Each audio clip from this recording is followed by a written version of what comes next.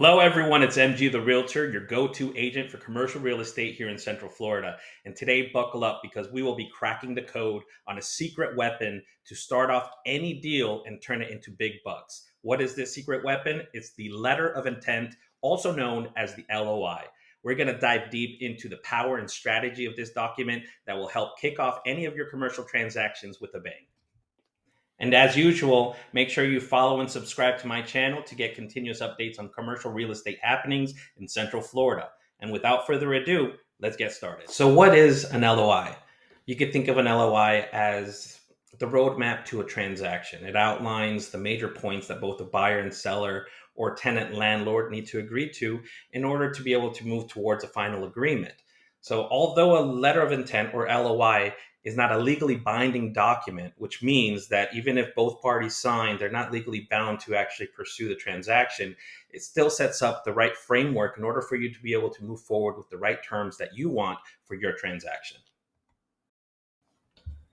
So first things first, let's break down the key components that you need to include in an LOI in order to have a great start to your negotiations on this transaction. I'm talking property description, terms, conditions and things that you really want to see met before actually getting bound by a formal contract.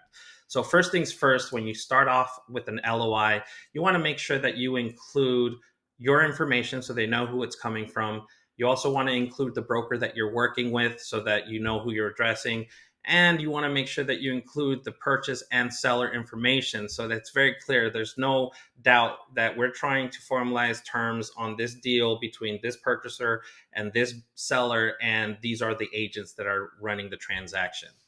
The second part is the property description. Now, a lot of people just take their public records, copy and paste. I do that, but I also add on as much detail as possible. So just make sure that when you're writing your property description, that you use your best description possible. What does this mean?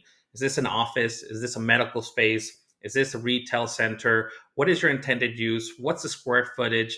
If, for example, you're setting up a retail center and you need a lot of parking, how many parking spots are designated to this property? So the more details you add to the property description, the better it's going to be for you in the long run, because a lot of these things get overlooked when you actually go to a formal contract. If you outline these details early on, then it's a lot easier to get those included into your contract to be able to have all the terms that you're looking for.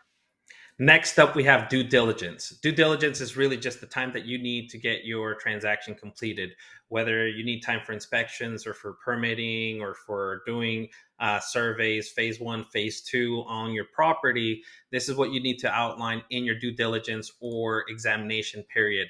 Be as specific as possible, include as much detail as possible. And remember, every transaction has different time frames. And you got to use your best judgment to ask for time that is actually that actually makes sense. Meaning, if you're looking for 6 months to do an inspection on a 3,000 square foot property, that might be a bit excessive. So you got to make sure that you use your best judgment to include terms that work in your favor, but also that would be acceptable to the seller or to the other party that's involved in this transaction.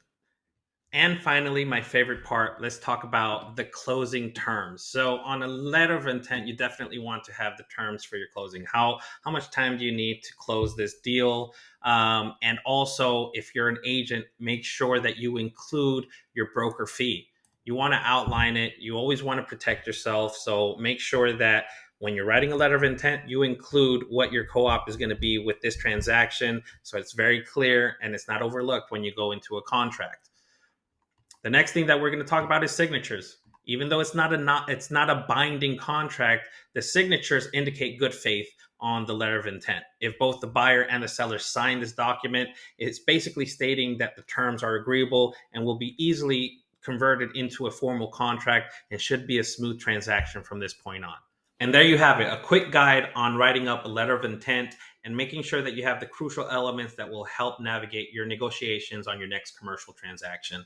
And before I go, I always like to reiterate that navigating a commercial transaction without any experience is like navigating uncharted territory without a compass. It's always a good idea to have a professional by your side that knows the twists and turns and can give you the insight that can make or break your deal.